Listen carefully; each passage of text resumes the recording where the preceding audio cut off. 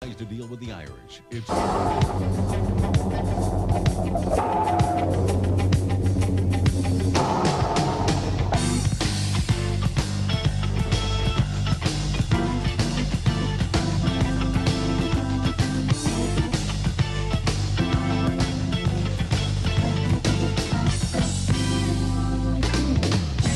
New York, still more dangerous than Panama.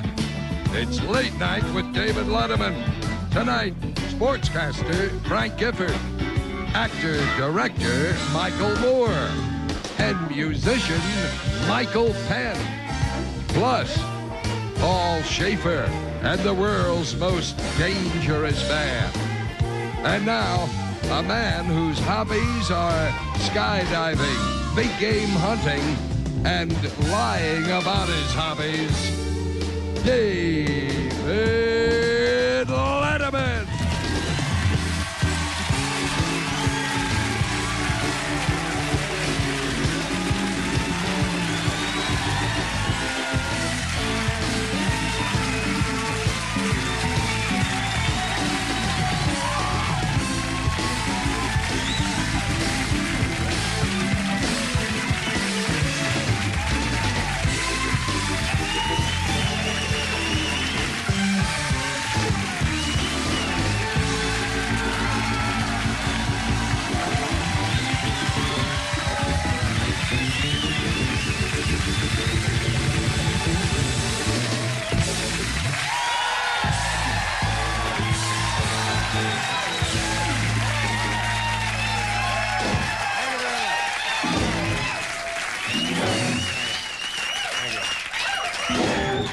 Welcome to the program, ladies and gentlemen. I have some exciting news for New York Jet fans. Earlier today, the Jets announced their new coach for next year, Deborah Norville. Thank you.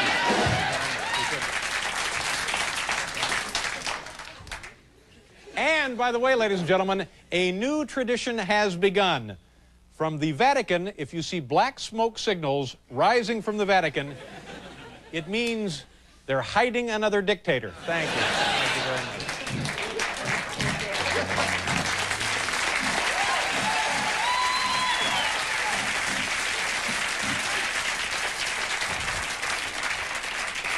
Do we have tourists visiting from out of town? As opposed to tourists who live here. But anyway, here's something fun to do, and I've done this before. I haven't done it recently, and it's a lot of fun. Go down there to Trump Tower. Where is it located, Morty? Right up there on 5th Avenue and what, 7th? 57th and 5th. 57th and 5th. It's a huge building. It's opulent and luxurious and a lovely facility. Go in there, get inside the building, well inside the facility, and slip. because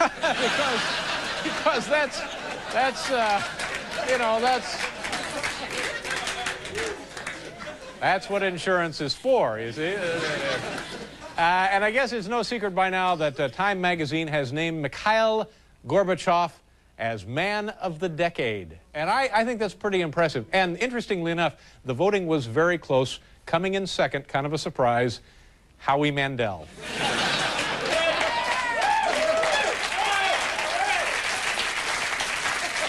That's right. It was Howie Mandel. Yo, thank you very much. Ladies and gentlemen, when you see this show, I think you're going to drop to your knees and thank God there's television. On the program, Michael Penn with the band, Paul? Fresh, young, yes, talented that's right. singer. Michael Penn, also Michael Moore, a young filmmaker, and football legend Frank Gifford, all on tonight's program. Pretty good, huh? Thank you. And now, ladies and gentlemen, say hello to our good friend Paul Schaefer. He's right over there. Paul? Good, nice to see you. Paul, nice to see you. What a Antoine? show. Well, nice to have you here. Thank you very much. David, do you like this? Do you like this shirt I chose for today? Yeah, very nice. Those appear to be Roman numerals. Yes, and each numeral corresponds to one of the 12 days of Christmas. Mm-hmm. Isn't that interesting? That's fascinating. Yeah. It's not really true. It has nothing to do with reality. It's a cute shirt. You were trying to trick me. I thought I would trick you on Christmas. Now, let me ask you this. We know, Paul, we know now that it's the end of the 80s. Yes, it is. Is it also the end of the decade? I would say that it was. No. It's not the end of the decade? Not the end of the decade. Apparently Why you and is I that? are the only ones that didn't know this. Why is that? Well, because the decade will be end of 91. That'll be the end of the 10-year period. No? Come on down here and fight. Come on, you. The end of 90. Yeah, the end of 90, the beginning of 91. The end of 90. Yeah, see, I didn't know this either. What is it, sir? All depends on which 10-year period? Oh, get your belongings and get out.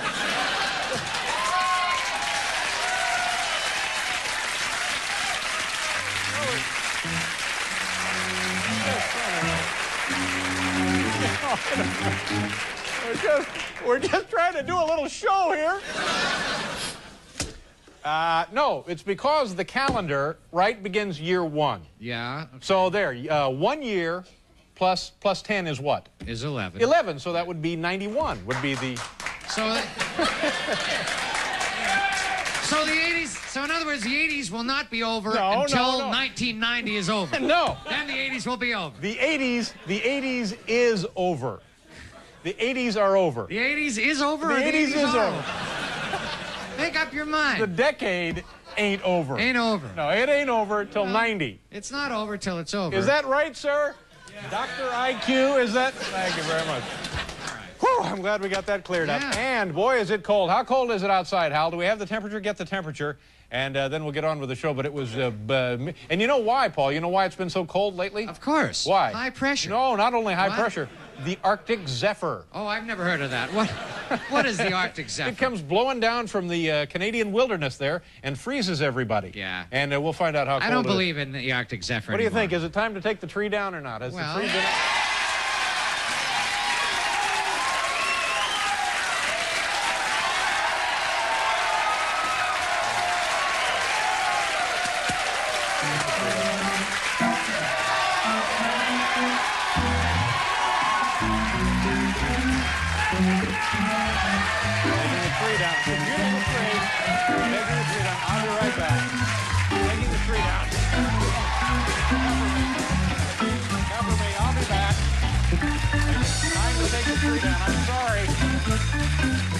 Take the tree down. We'll be right back. Oh, I hope it... Hi, could you hold that for a second, please? Yeah, thank you very much. Hi, nice to see you. Here you go. Now I got to get rid of the tree. Do you guys mind? You're right down there with the tree. Watch yourself. Don't get poked. Oh. Okay, be very careful. Get it in there. Yeah, there it is. Okay. I'll see to it that you all get a car. All right, bye-bye. Here, watch that. Oh, my God, look at this. Okay, there. It's all yours. Don't worry, it's been fireproof. Well, there we got rid of the tree. I think I'll go through here, actually. You don't mind. Everybody all right in here? Okay, good. Thank you very much.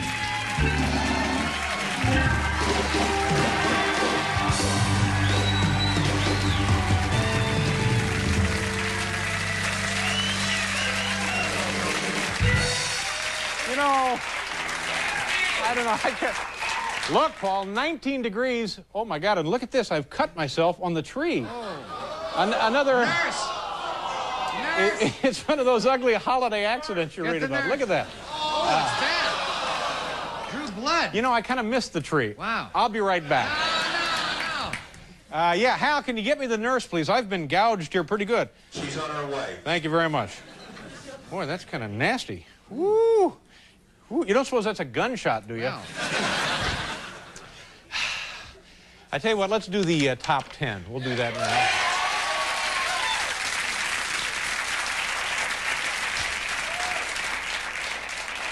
Paul, how many times has holiday fun turned into tragedy? Oh, see that? It's just...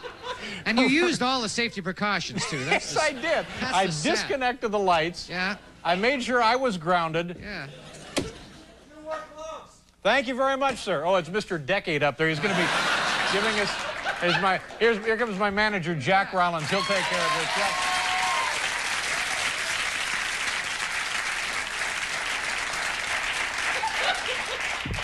Jack, I've been injured. Get a suit against the network ready. The top 10... Jack's being roughed up there in the green room. Our top 10 category tonight from the Home Office. Top 10 ways Manuel Noriega is keeping busy.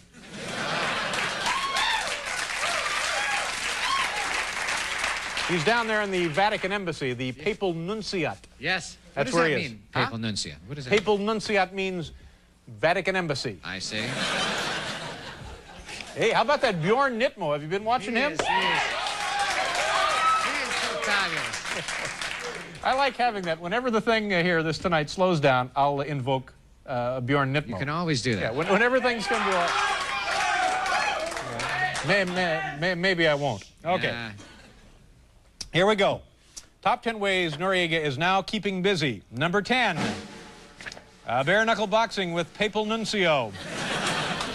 Number 9, testing Domino's Pizza 30-minute rule. Number 8, working on paint-by-numbers portrait of Hitler.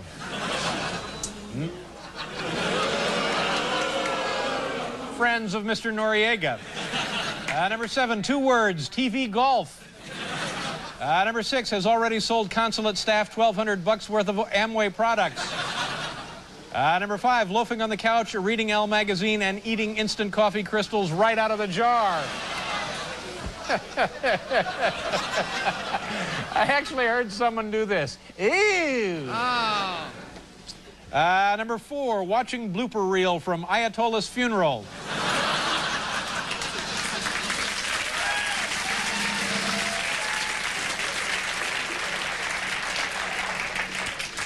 Let's see, number 3, talking to Dole Pineapple Company about possible endorsement deal. Number 2, conference calls with Imelda, Leona, and Adnan. And the number 1 way Manuel Noriega is keeping busy now, voodoo, pornography, and Nintendo. There you go.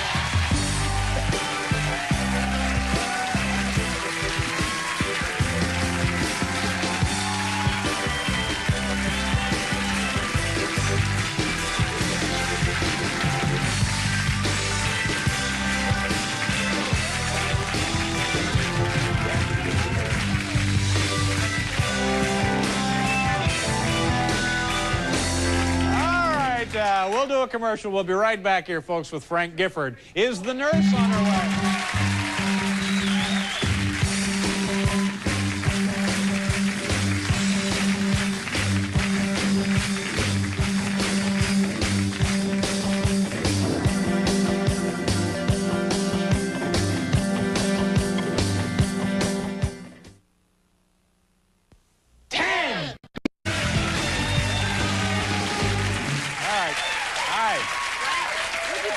Are you the NBC nurse?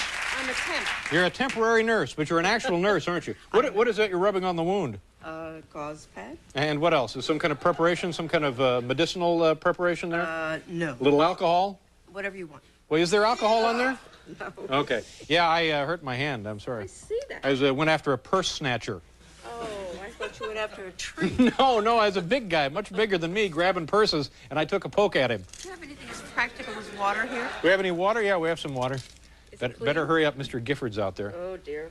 No, it's... What is... This is very unprofessional. Yeah, this is standing water we get right off the street. What do you mean is it clean? Boy, oh... Ah! Oh, my God! I always do that, you know. Please don't. Many people are sick of it, but I always do it. I enjoy it. What is your name? Anne. Anne, nice to have you here. I'm glad to Do you have a be nice here. holiday? Wonderful. Oh, good. And you? Yeah, pretty good, sure.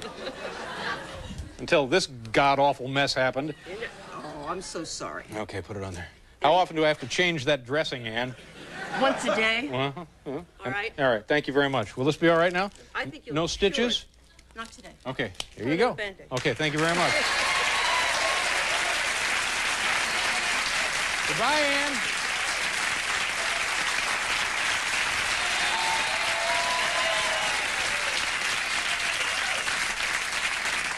See, this is the kind of thing you should get a professional to do. No use trying to do this yourself. You get a professional job on that. Very wise. That's right. To do So that. I have no medical worries now. Oh, I forgot to ask her about tetanus. Now, how about insurance? Yeah, insurance. We'll look into all of those things. And Right. Our first guest is a member of the college and NFL football Halls of Fame, and for 19 of its 20 years, he has been a commentator for ABC's Monday Night Football. Ladies and gentlemen, please say hello to one of the greats of the game, Mr. Frank Gifford. Oh, Frank. Frank, pleasure to meet you. Thank you very much for being here. I'll be all right. Thank you. Frank Gifford, ladies and gentlemen.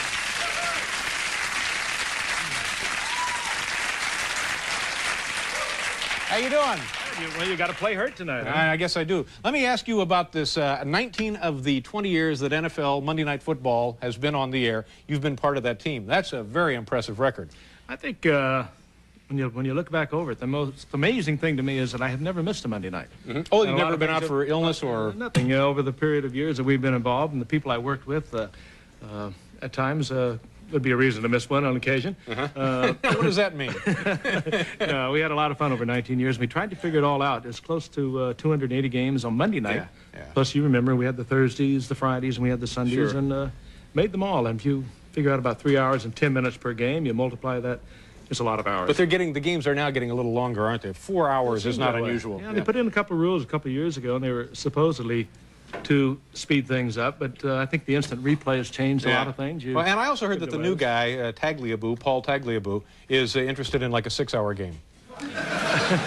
He'd like to see it go 6 hours. Get a few more commercials in there, I guess. And then maybe a break for a brunch on Sundays. I think sometimes when I think of the local news, we're doing a game and we're 3 hours, 15, 3 hours, 20 minutes. So I think these poor guys sitting around all around the country. That's right. Waiting to go on with the local news. The makeup is running down. Yeah, you were sports director here at Channel 2 for a while. Channel 2, and then I went over to Channel 7 and came up through the ranks, so to speak. But, you know, I think the team you guys have put together now is a pretty solid one. You, of course, and Al Michaels, who is just always money in the bank, and Dan Deerdorf. Is this his second year there? Third year for Dan. Third year. He's really very good, isn't he? No, it's actually second year, third year for Al. Dan is amazing. When I've known him for a lot of years, I didn't know that much about him, but I've never known particularly somebody that has come from in the pit, so to speak, as a lineman. Yeah. To know that much about football. Well, you know, that's a dangerous combination. Somebody who's smart and also big. Well, I've learned that. Yeah. He kind of sits down and takes over the booth, and there are a couple of them that we don't all fit in. Dan comes in, and he doesn't have a little brunch. He just kind of grazes a little bit, and but he's an amazing guy. When he looks down at a field, he sees everything. He would have been a wonderful coach. He really would have been. Do you think there's a possibility he'll? What about you? Did you ever want to coach?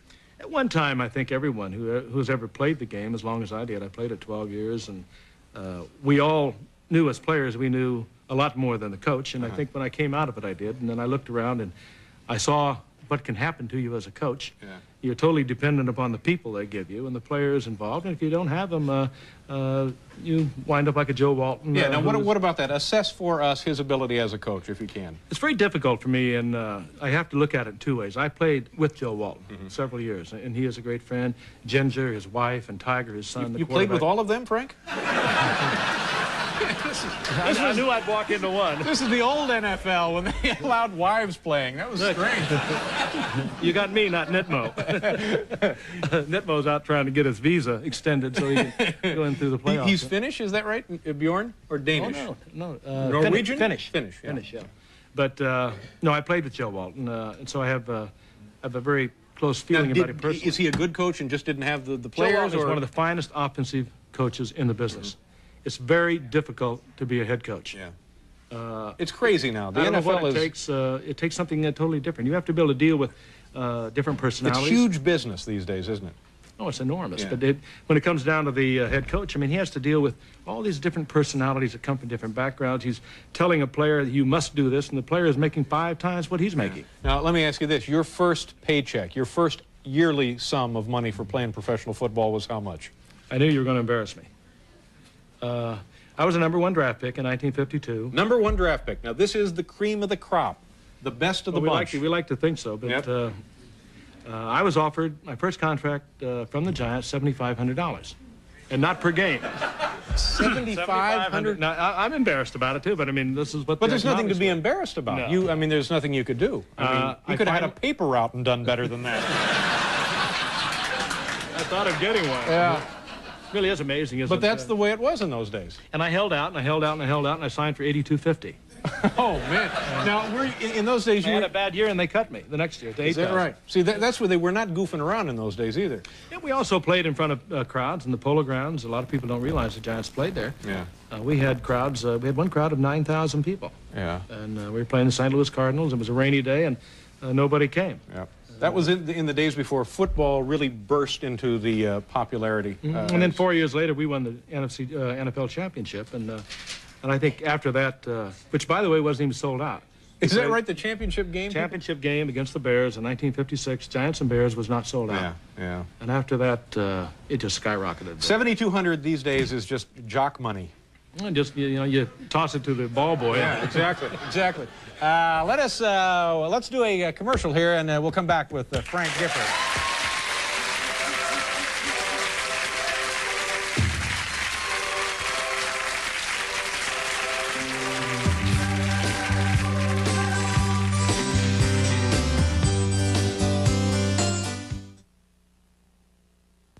Okay, Frank Gifford is here.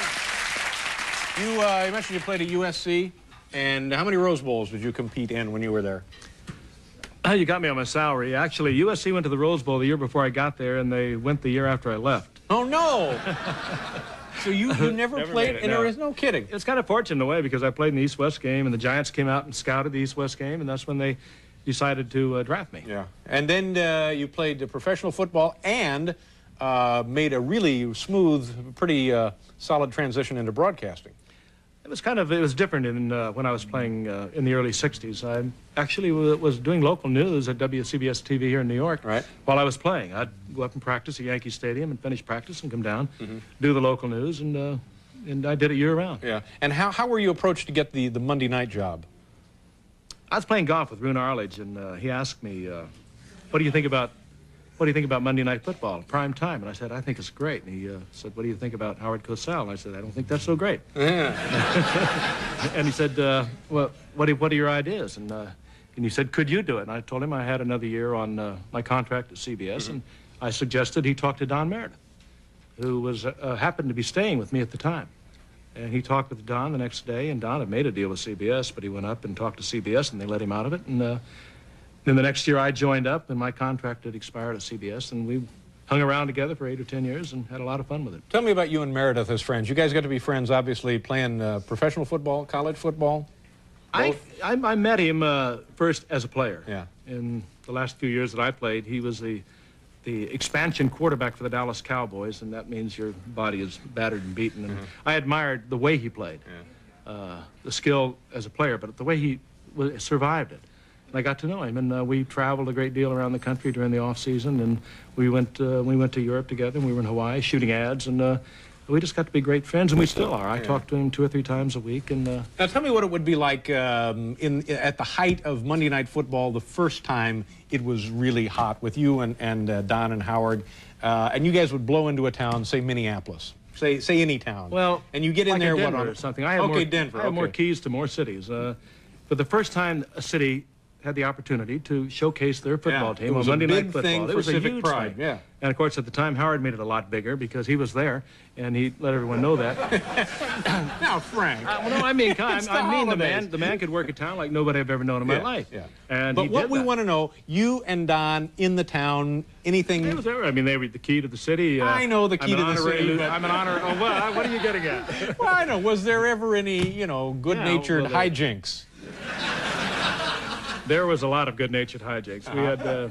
We had a lot of threats on not our lives in particular.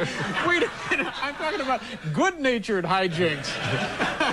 I don't know you that well. I don't know what your definition of hijinks would be. I think just about anything and everything happened. Yeah. Okay. We'll let it go at that. And speaking of things happening, you're awaiting the arrival of I guess a baby boy. Huh? A new baby boy. You and your wife, the lovely Kathy Lee. Yeah, that's right, with Regis. Yeah. Although I mentioned that with Kathy Lee. Kathy Lee. There you are.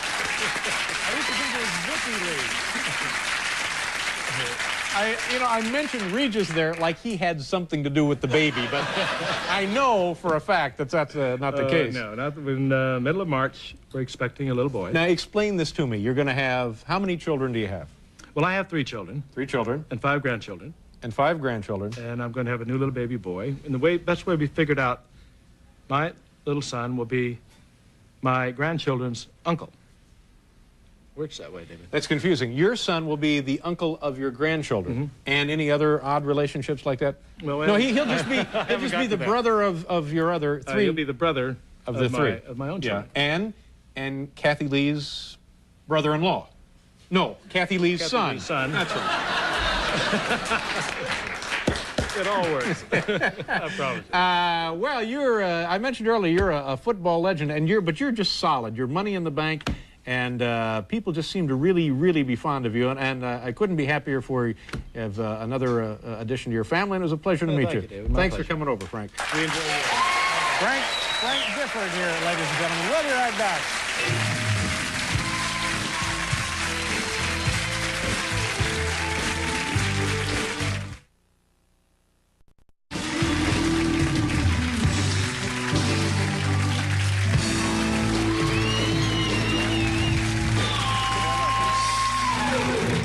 Howdy. Welcome back to the show. You know, Paul, dragging out the tree, I was injured, cut up my finger pretty badly, and it was pumping blood pretty well. We noticed. I think I might have hit a finger artery. Uh-oh. So I'm trying to be as casual and nonchalant as possible so as not to incite the crowd. Yes. And I asked for the nurse, as you heard, and I'm assured by Hal that the nurse is on her way. And Morty comes over, our producer, during the break, and he says, Dave, and blood is now dripping off my index finger. Yeah. He says, Dave, the nurse is here. And I said, great. And he said, would you like to see her now? No, I just wanted to make an appointment for a week from Thursday. On the program tomorrow, listen to this. You think tonight's show is great? Yeah. Listen to this. You do, don't you? By the way, beginning 1990, uniforms for the band. Okay? What are you thinking? I don't care what they are. I want to see everybody dressed the same, all right? Like old-fashioned band I don't care. Just, I'm tired of looking at you. You guys look like mutts over there. Get a uniform. Just everybody dresses the same. Can we get any money from NBC Sure, for you this? come up, we'll talk about it. In fact, right. dress like me every night. All right. Dress like you every night? On the program tomorrow, this is another great show. Bob Sarlott, very funny young man from San Francisco. Actress Phoebe Cates. She is ridiculous. We love her. And if that's not enough, and don't you think it ought to be, from the Today Show, Jane Pauley. Oh, boy.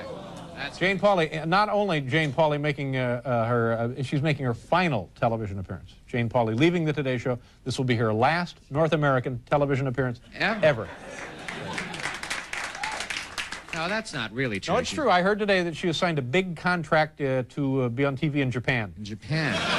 So we'll never see her again in this country. That's right. She's going to be on Japanese TV. Really? That's interesting. Coming up on tonight's program, Michael Moore, filmmaker, very talented man, and also Michael Penn, singing with Paul and the band. Well, you know, the 80s are nearly behind us, ladies and gentlemen, so we thought tonight we would take a look at scenes of the last 9 or 10 years, depending on how you're counting.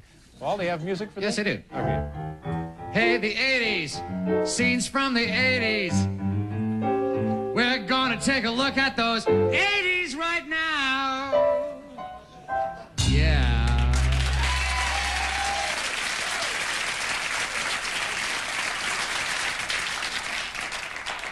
Did you really try on that song, Paul? Yes, that's a composed song. I've used it before Oh, fine, thanks. on another network. Oh. On cable. I used it on cable. Uniform, seriously. Here we go. The 1980s began with the inauguration of President Reagan and the nation's first glimpse of his son, Ron Reagan, Jr.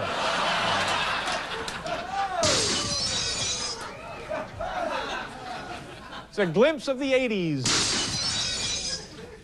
You know, controversy surrounded the wife of Democratic candidate Michael Dukakis. Here, Kitty Dukakis welcomes news cameras on a tour of their Massachusetts home.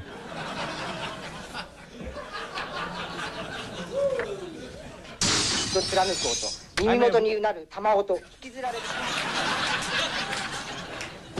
think I lost too much blood. You know, certain financial practices came under question during the 80s, such as this board of directors meeting at a typical savings and loan company.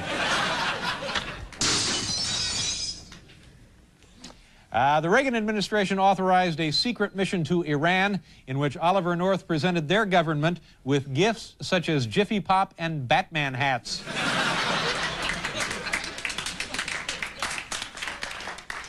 A smattering of applause. 1989 witnessed some trouble in the American media, such as the uneasy relationship between Jane Pauley and Deborah Norville. There they are. Why, I oughta...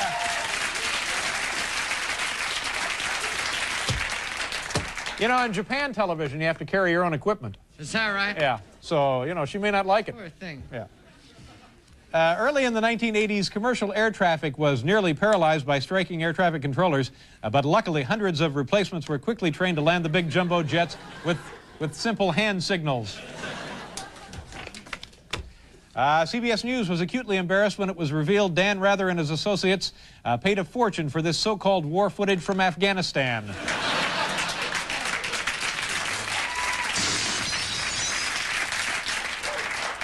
Here's a bit of interesting television history. This is a clip now from the original pilot of The Cosby Show. Interesting. Yeah, it is. You see how things develop and Things evolve. could have turned out and totally change. differently. Exactly. Thank you, Paul. Exactly. The westernization of Russia proceeded with unexpected swiftness, including the opening of a McDonald's in Red Square. There it is.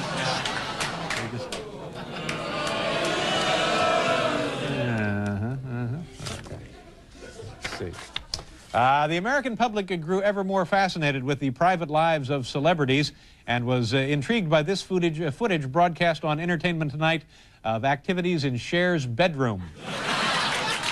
Reading too slowly or something? Something wrong with my reading tonight. Think so? Oh, yeah. I may have to take a remedial comedy course. Here we go. The 1980s marked a dramatic shift in global economics, dramatically illustrated here by this footage taken this afternoon in the Rockefeller Center executive dining room. Well, I hate to disappoint you kids, but that seems to be it. I'm sorry. I did what I could. All right, we'll be right back with Michael Moore.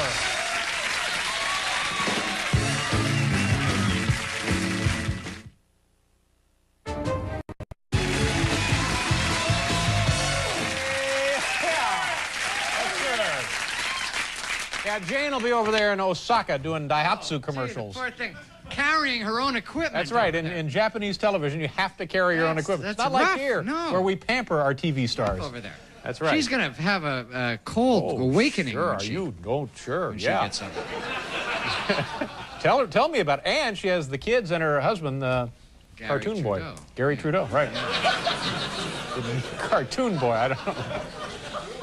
Our next guest, now listen to this. Our next guest held bingo games to help finance a documentary film that he was making about his hometown of Flint, Michigan.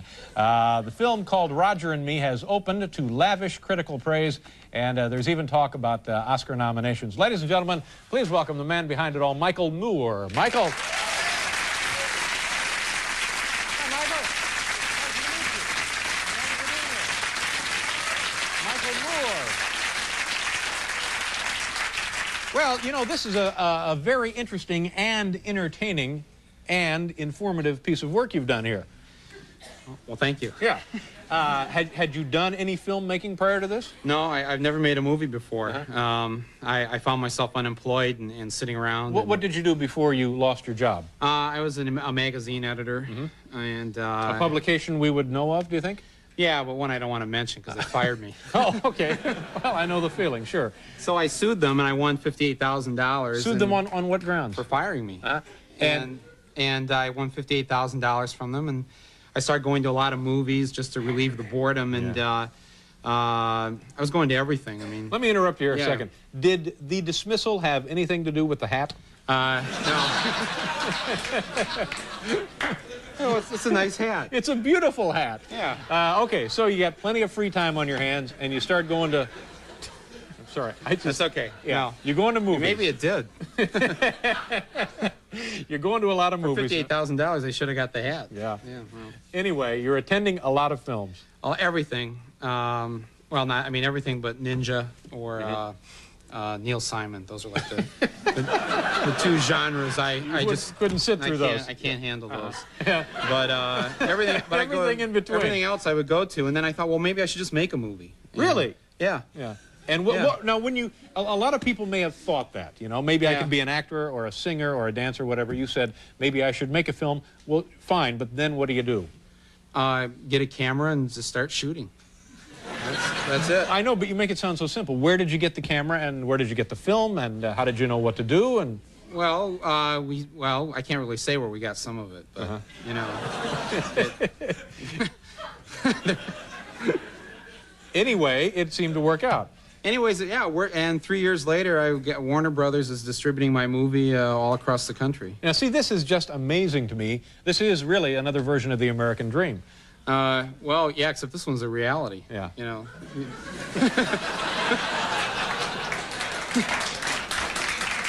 Well, I mean, for most people, the American dream is just a dream. Yeah. You know, as most of these people can attest to.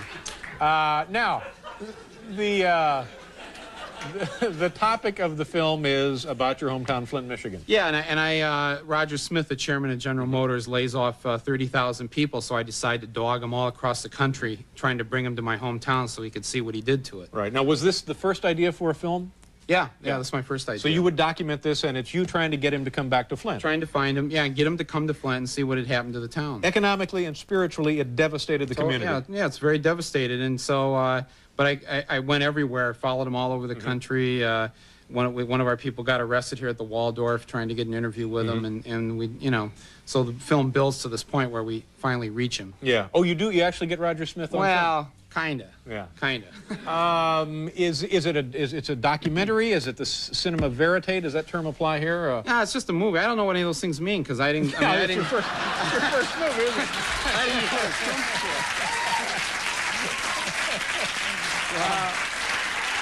Now, we have a couple of seconds of the film, is that correct? Yes, we do? Okay, do you know what we're going to see here? Yeah, well, the town is devastated, and so it decides to become the tourist mecca of the Midwest and try and bring 1 million people a year to Flint for a vacation. So to kind of pick up the spirits of the pick community. up the spirits, they decide to become a big a tourism destination. Okay, here are some scenes from Roger and me. Watch closely. You don't usually think of tourist attraction when you think of Flint, but people here in Flint would like to change that, and they're willing to go to some pretty extreme lengths. Flint officials would like to see the local tourist economy explode. We've got some great facilities as far as places to stay, interesting places to see, museums, and it's a nice community to visit. This is our visitor's logbook. I see West Germany here, Australia. Jackie, what are some of the things that visitors ask us here? First off, where is the bathroom? That's the question I get asked most. Then, what is there to do in Flint, basically?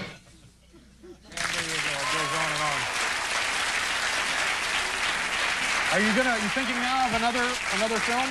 Yeah, I wanna make more movies. I've got this. You know how the Virgin Mary's been appearing around the world lately. She's in a cornfield in Texas and elsewhere, and so I thought we'd go around and try and meet her now and call it the Virgin Tour '89. All right. You know? Well, regardless of what happens with this project, I think you really are to be commended because it's really a very nice piece of work. Oh, well, and good luck to you. Nice meeting you. kind. Thank you for being here.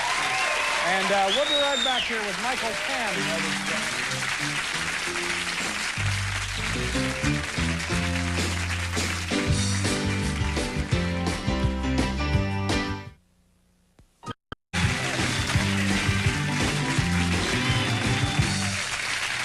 Over there in Japan, they don't fly; they ride the bus from town to town too.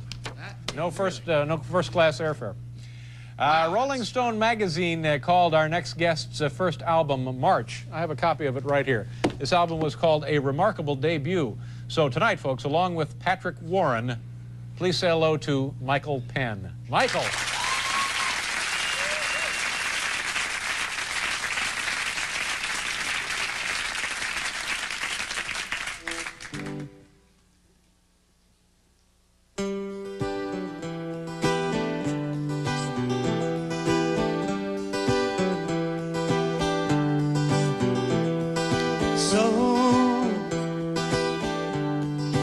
She says it's time she goes, but wanted to be sure I know. She hopes we can be friends. I think, yeah, I guess we can't say I, but didn't think to ask her why. She blocked her eyes and drew the curtains with knots I've got yet to untie. What if I were Romeo in black jeans? What if I was Heathcliff? It's no myth. Maybe she's just looking for someone to dance with. See, it was just too soon to tell, and looking for some parallel can be an endless game.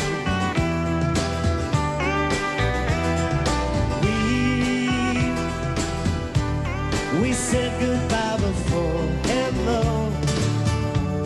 My secret she will never know.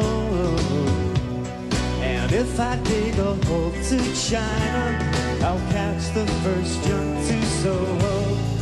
What if I were Romeo in black jeans? What if I was Heathcliff? It's no man. Maybe she's just looking for someone to dance with. Sometime from now you'll bow to pressure. Some things in life you cannot measure by degrees. I'm between the poles and the equator. Don't send no private investigator to find me, please. Unless he speaks Chinese and can dance like a stair overseas.